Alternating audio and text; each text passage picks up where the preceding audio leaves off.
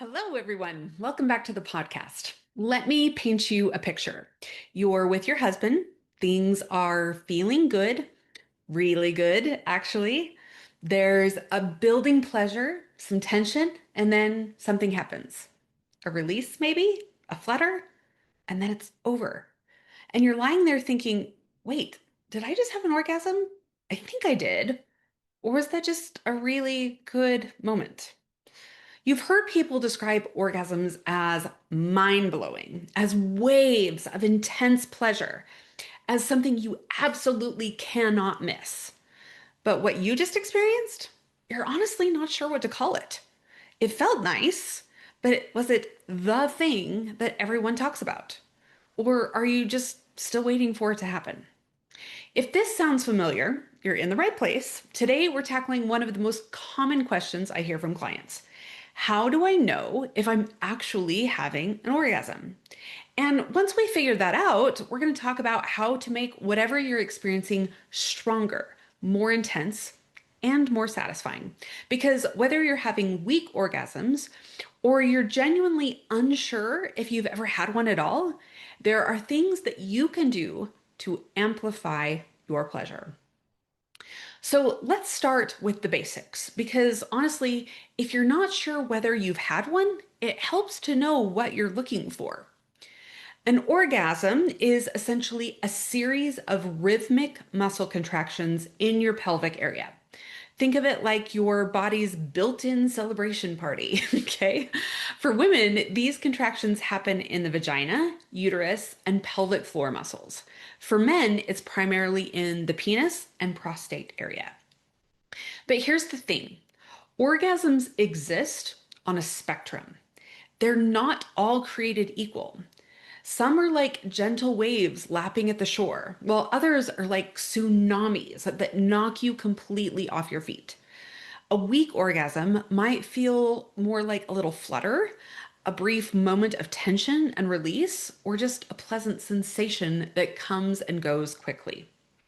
Think of it like sneezing. Sometimes you have those like huge, satisfying sneezes that leave you feeling completely relieved.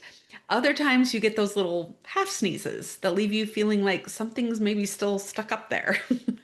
So, weak orgasms are kind of like those half sneezes of the sexual world. Now, here's something really important. We've often built up in our minds what orgasms should be. Movies show people screaming and thrashing around. Friends might exaggerate their experiences. Romance novels describe earth-shattering, out-of-body moments. So when your actual experience is more subtle, you might think that something's wrong with you.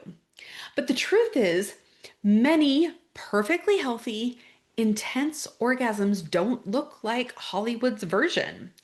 Sometimes we're so focused on waiting for this mythical, explosive experience that we miss or discount the real pleasure we're actually having.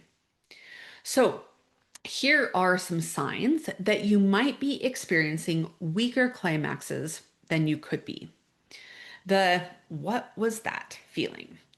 You experience some pleasurable sensations, maybe a little release, but you're left wondering if that was actually your peak moment. Then there's the very short duration.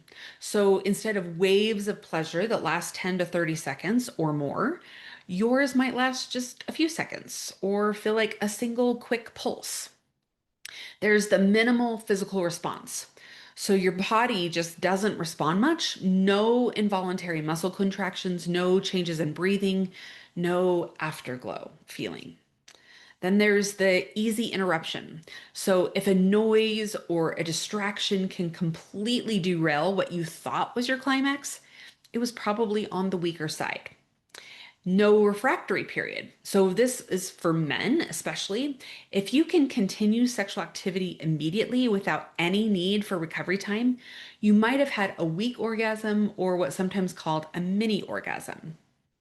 So one woman I worked with described her weak orgasms like this. It felt like my body was revving up to something big, but then instead of accelerating, it just coasted to a gentle stop. like getting to the top of a roller coaster and then just slowly rolling down instead of dropping.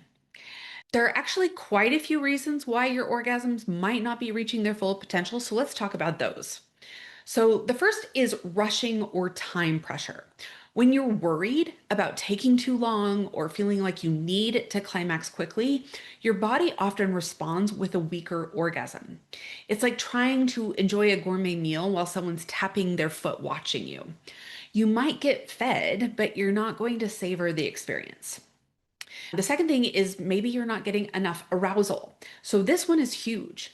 Many people, especially women, try to reach orgasm before they're fully aroused. So, imagine trying to light a campfire with damp wood. You might get some flames, but it's not going to be the roaring fire that you were hoping for. The third is tension in the wrong places. So, if you're holding tension in your jaw, in your shoulders, or your legs, it can actually block the full orgasmic response. Your body needs to be able to let go completely. And the next is shallow breathing.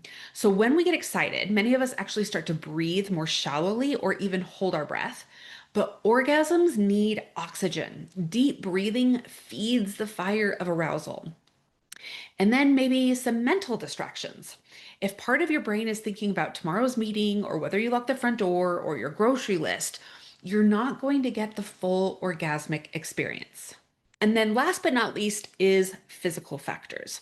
Things like certain medications, hormonal changes, stress, or even not drinking enough water can all impact orgasm intensity. All right, so now let's talk about how to turn those gentle waves into powerful surges. Think of building better orgasms like training for a marathon. It takes practice, patience, and the right techniques. So, first, I want you to slow down the arousal process. This is probably the most important thing that I can tell you. Most people rush towards orgasm like they're trying to catch a departing train.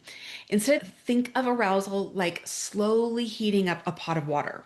You want to bring it to a gentle simmer and then keep it there for a while before letting it come to a full boil. Practically, this means spending more time on foreplay, both physical and mental, building anticipation throughout the day, sending flirty texts. Think about what you want to do later. By the time you're physically together, your arousal should already be humming in the background. The next is the plateau practice. So, this is a technique that I teach many of my clients. Instead of going straight from arousal to orgasm, practice just riding that edge. Get yourself close to climax and then just back off a little. Let the intensity drop maybe 20% and then build it back up. And you want to do this several times before you let yourself go over the edge. It's like building pressure in a steam engine. The more pressure you build before release, the more powerful the explosion is going to be. So, one client told me that she went from like 30-second weak orgasms to nearly 2-minute intense ones just by practicing this plateau technique. Right, the next is breathing into your pelvis. So, most of us breathe into our chests, especially when we're aroused. But I really want you to breathe deeply into your belly and imagine sending that breath all the way down to your pelvic area. Some people even visualize breathing in through their genitals. Okay, this does two things. First, it keeps oxygen flowing to increase sensation. And second, it helps relax the pelvic floor muscles so they can contract more powerfully during orgasm.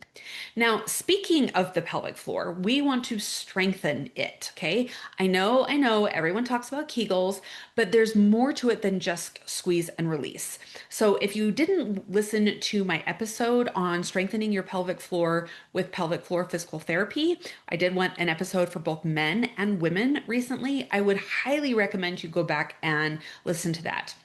Okay, some people, Kegels actually cause a bigger problem. So we don't want to necessarily do that. You need to be evaluated first.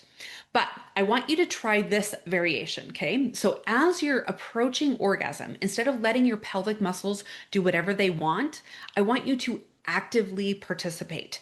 Squeeze and release in rhythm with the sensations that you're feeling. It's like adding bass to music, it amplifies everything.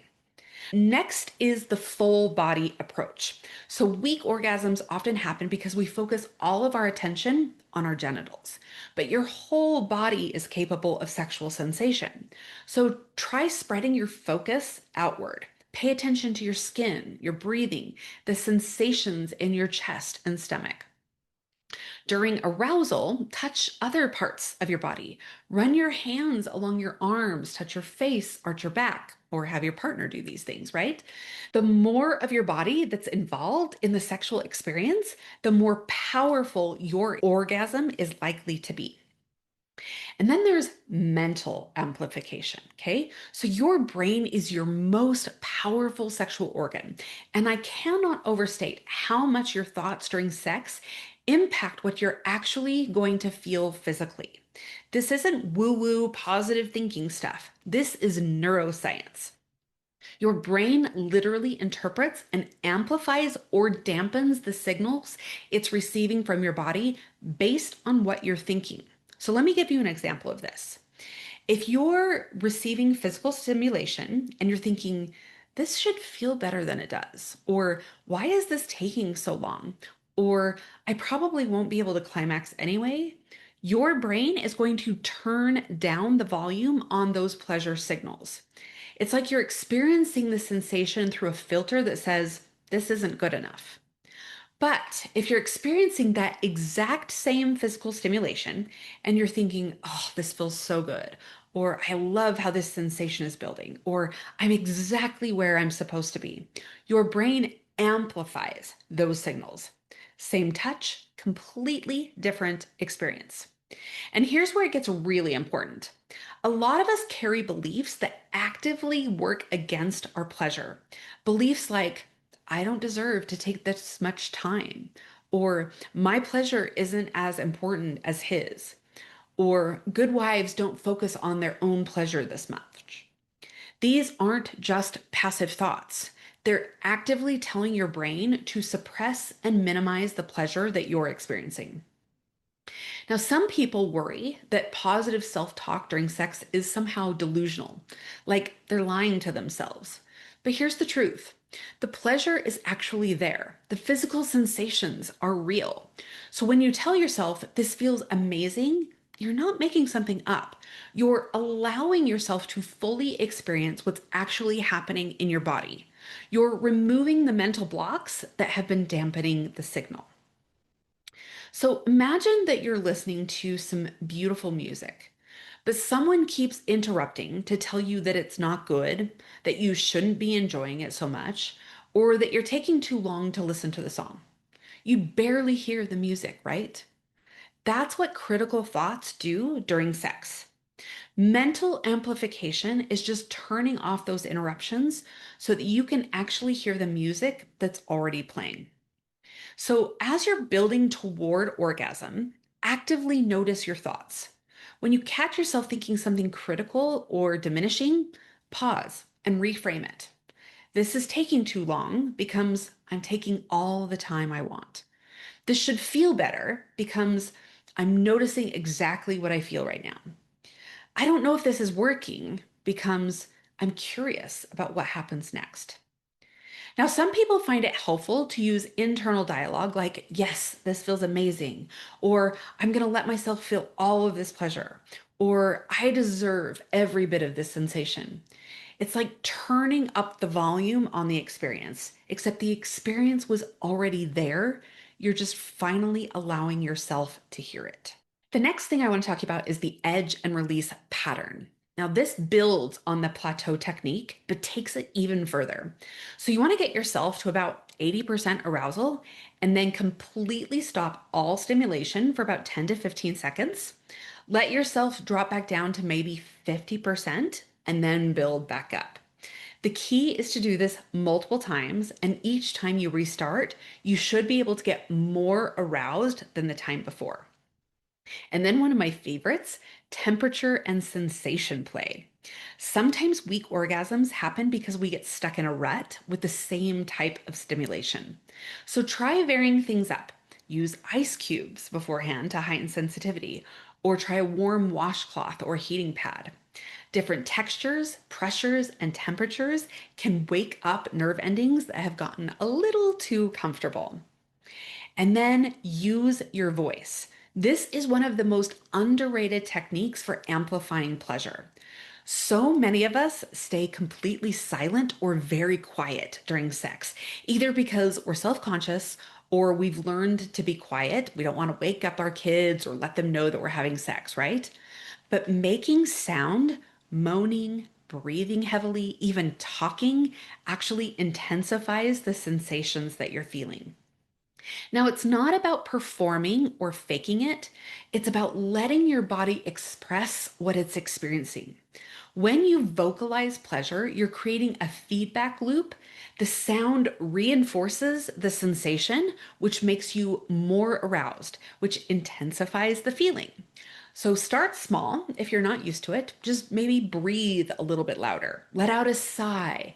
Work your way up to actual moans or words. You might be surprised how much more intense everything feels when you're not holding your voice back.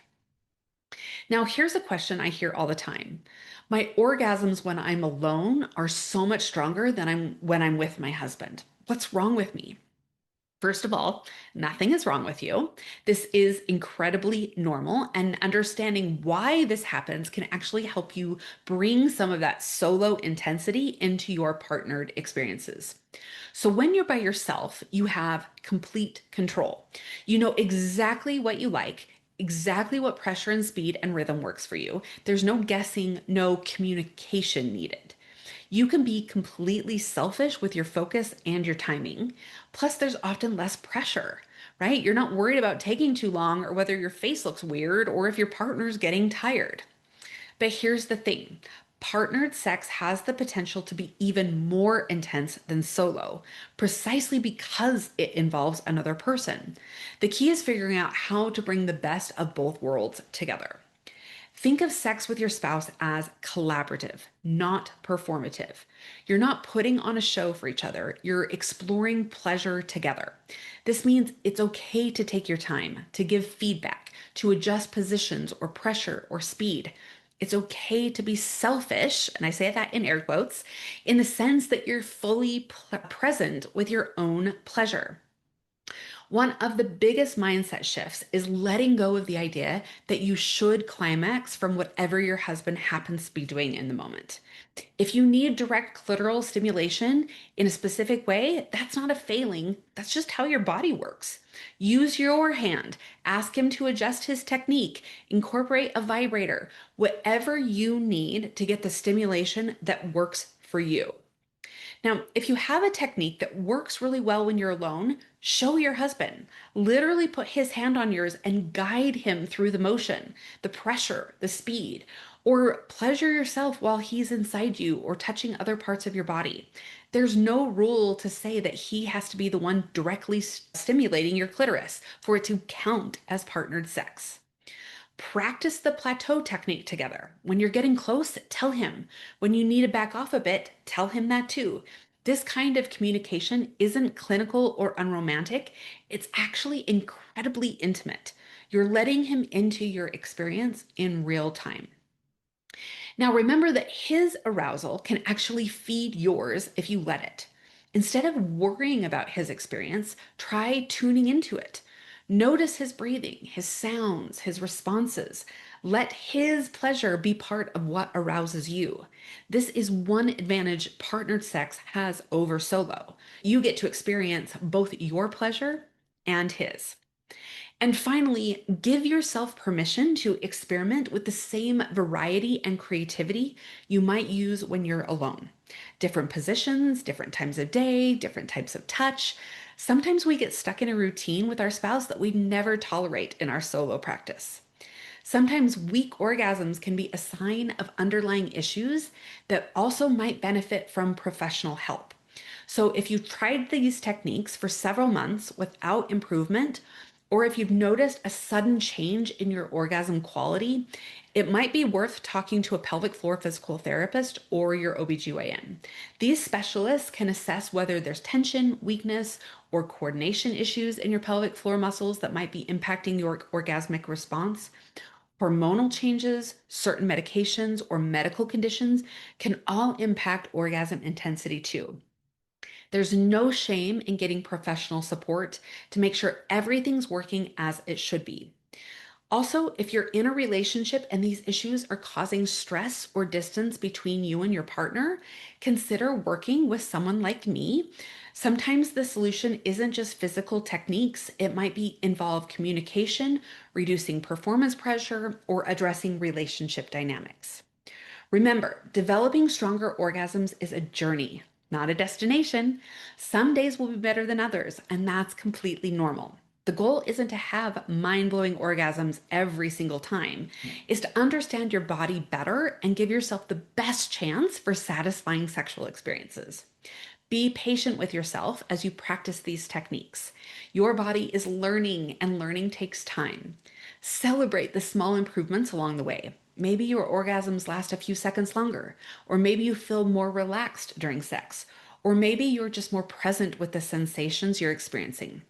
All of these are victories worth acknowledging. And please don't put pressure on yourself to achieve some mythical perfect orgasm. The best orgasm is the one you're having right now, whatever that looks like for you. These techniques are just tools to help you explore your potential. They're not requirements for sexual satisfaction.